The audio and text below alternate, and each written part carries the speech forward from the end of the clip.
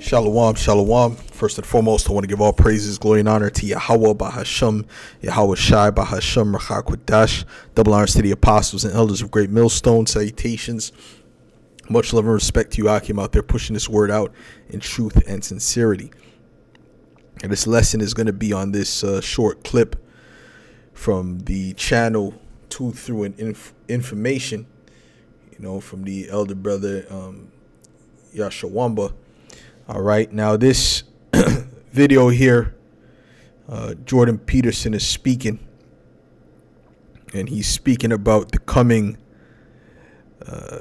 digital system that Esau is setting up, because what Esau is trying to do is he's trying to take away whatever little freedoms you have left, whatever little things you may own in this life. Esau is going to make sure that you own absolutely nothing, and he hoards all of the resources to himself. Okay, because as it says in Habakkuk, the 2nd chapter, let's get that real quick.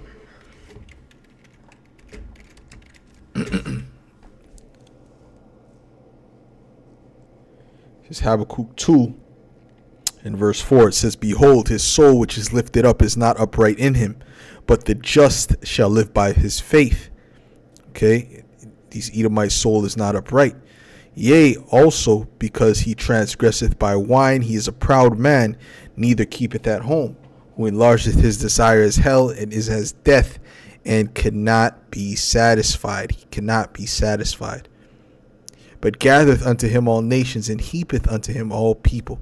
Shall not all these take up a parable against him, and a taunting proverb against him, and say, Woe to him that increaseth that which is not his? How long? And to him that ladeth himself with thick clay. And that's all Esau is doing. He's constantly hoarding more and more into himself, and he can never have enough. He's insatiable. Okay, let's look up this word, insatiable.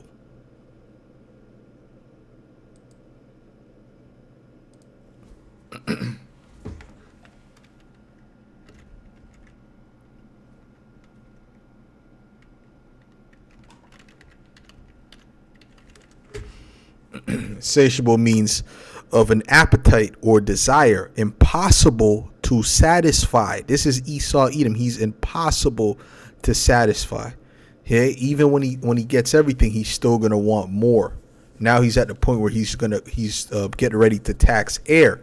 Now, this is the same thing that Esau was doing in the Roman Empire. When you look at how the Roman Empire was structured, they were taxing for everything. They were taxing for a lot of things, and they were always finding new things to tax. It was a highly oppressive system, just like today. It says, of a person having an insatiable appetite or desire for something, especially sex. Well, in this case, it's not. It's just things in general. Resources in general. So, anyways, let's play this. Oh, Slack, you're wrong one. Do you think what we did during COVID could usher in our version of a social credit system? Oh, yes. Yeah. That's highly probable. And that it will be accepted by many people because, again, that they won't even yearning notice. for safety. They won't notice. Yeah. You can't believe how much people don't know these things. When I went to the UK, I talked to some people from the House of Lords. This is within the last 6 months. The most astute of the people sitting in the House of Lords had only become aware of the woke movement in the last 18 months. Oh, yes. You just can't believe how much this is not on people's radar. Not someone like you can't believe that at all, because it's on your radar all the time. That's not, you live in a world that's on the cutting edge of this sort of thing. It's like, people have no idea. It's like, well, why not have a digital passport? I mean, how convenient. It's like, fair enough, and you can understand that. Wouldn't it be nice if we could pay for everything with our phones? It's like, wouldn't it be nice if the central government, who's woke-oriented and makes carbon dioxide remediation the priority, knows exactly what you spend on everything so they can target you tax-wise with precision? Oh, didn't think about that. Yeah, you sure didn't. Oh, yes, it's highly probable. It'll be a miracle if we escape from that. You can see these signs of this everywhere. When you go through airports now, there's a lot of automated barriers. You show your passport. It's like, well, these are automated barriers. What if you can't go through them? Well, that's the situation for many people in China. It's like, what are you going to do? You're going to argue with the machine? Like, you just cannot imagine how screwed you are. There isn't, it's way worse than anything Kafka ever imagined. Because at least with Kafka, there was bureaucrats. Faceless though they may have been, they were at least still human. Once the machines can lock you out, you are in such trouble. And we're speeding towards that with an immense lack of well, that's it. All right. So, because those machines, you know, they definitely don't show any mercy. Okay. So, this is Baruch 3 and verse 8.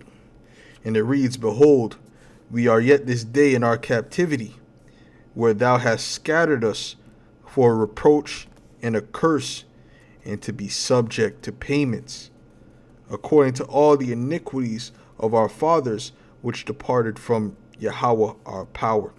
You know, so back then in the Babylonian Empire, we were subject to payments, but now it's on a whole nother level. It's on a whole nother level. The payments that we're constantly subject to in this place, if these people were in their right mind, they would be going crazy. They would have been going crazy years ago. Okay? They're constantly finding new things to tax, to charge you on, and so on and so forth. But your pay is never going up. And if it is going up, it's going up a few cents on average. It's in other words, it's the same pay as say 10 years ago.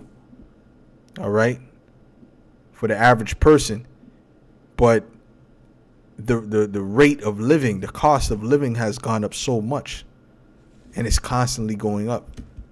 This is why the quality of life has fallen so far, because Esau Edom is the wicked, and he has made this place a place of oppression. You know, the earth is supposed to be a paradise, man. This is Proverbs 29 and verse 2. It says, "When the righteous are in authority, the people rejoice. But when the wicked beareth rule, the people mourn." And people are mourning in the under the rulership of these Edomites. Let's look up the word mourn.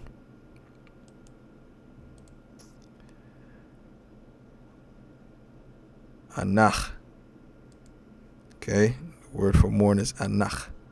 Okay, it says to sigh, groan, mourn. Every single day I groan and I sigh. Every single day the brothers groan and they sigh.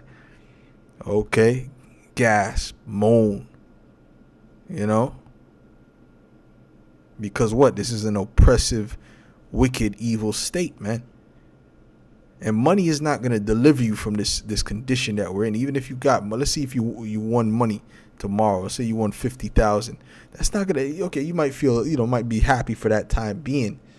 But ultimately, eventually, that's going to wear out, man. Because we're under curses. This is, it says here in the lexicon, construed with and of the thing which is the cause of the groaning.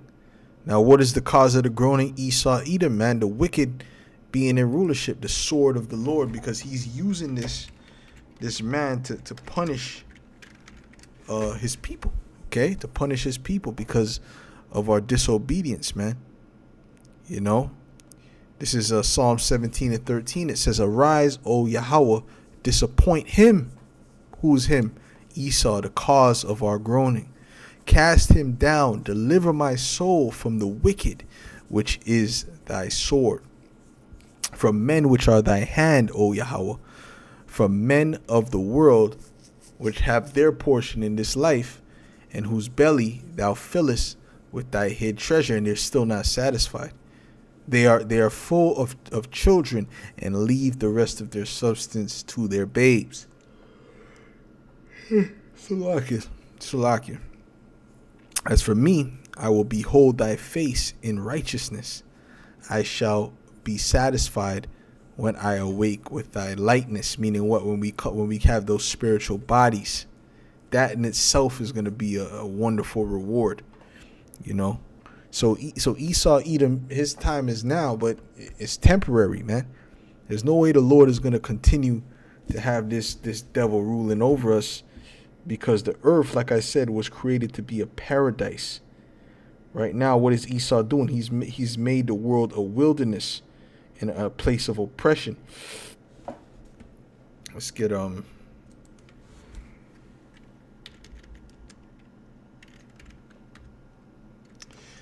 59. Is it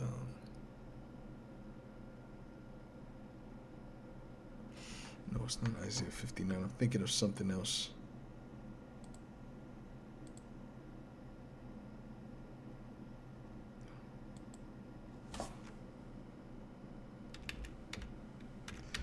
The earth languisheth.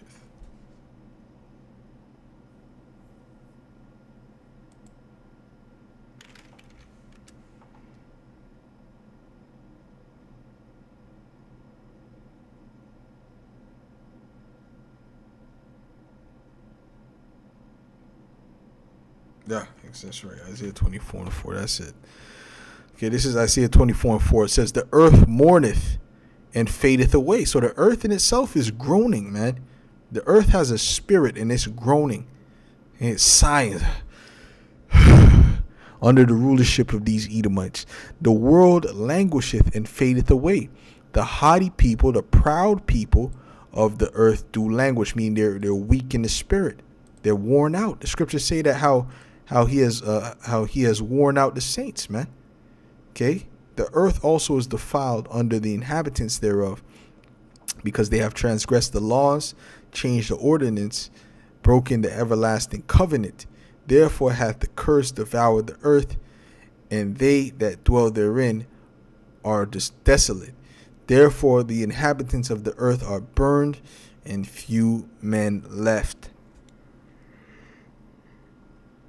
That's why Yahweh Shemi Shai is going to burn this place, man. Starting with especially Babylon the Great, which is the head city of the Edomites, because of the wickedness being done in this place, what they're doing to this earth, what they're doing to the people. Scriptures say an unwise king destroyeth his people, you know?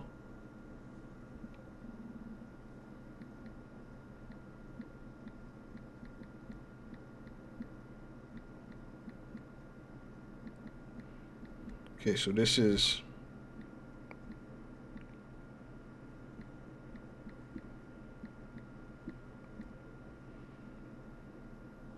let's get this. This is Ecclesiasticus 10. And verse 4, it says, "The power of the earth is in the hand of the Lord, and in due time he will set over it one that is profitable." And that one that is profitable starts with Yahweh Shai. Okay, he's going to make sure that this earth is renewed, is replenished in righteousness, man. Okay, he's going to make sure that this earth is replenished in righteousness by implementing the laws, statutes, and commandments. Okay. All right. So it says, let's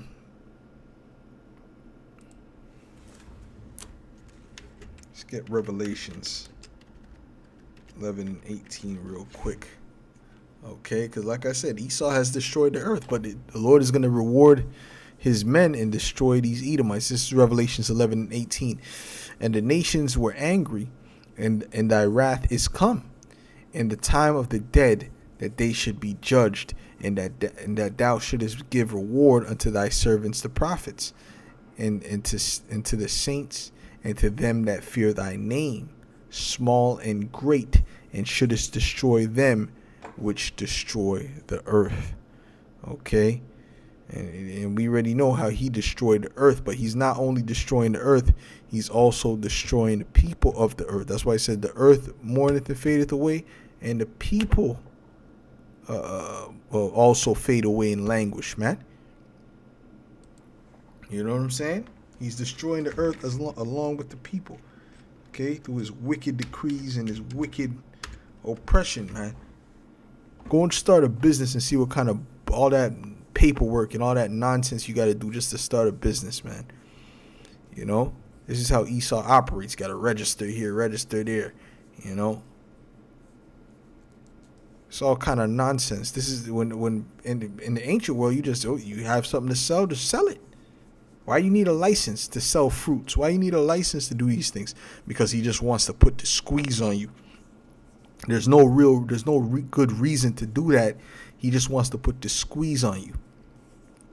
This is Isaiah 10:1. It says, "Woe unto them that decree unrighteous decrees, and that write grievousness which they have prescribed." Right? Because they already have these things prepared. They just set up scenarios so that they can implement the things that they have prepared. Right? Just like these different legislations, man. You know, the Noahide laws and whatever else, man. They're just waiting for the opportunity, man. So this is Isaiah 10:2. Now it says to turn aside the needy from judgment, and to take away the right from the poor of my people. You have the right to breathe without paying for breathing, man. You have a right to walk around, as an Israelite, man. We have the right to do that, man. We have a right to have multiple women. We have a right to, breathe clean air, man. But Esau has destroyed all of that, man. That widows may be their prey, and that they may rob the fatherless. And what will ye do in the day of visitation, and in the desolation which shall come from far? To whom will ye flee for help? And where will ye leave your glory, man? All right. So with that, Lord willing, this was edifying to the elect. These Edomites, they're trying to continue to put the squeeze on you, but when the Lord is done with them, man, they're not going to have root nor branch, man. I'll say shalom.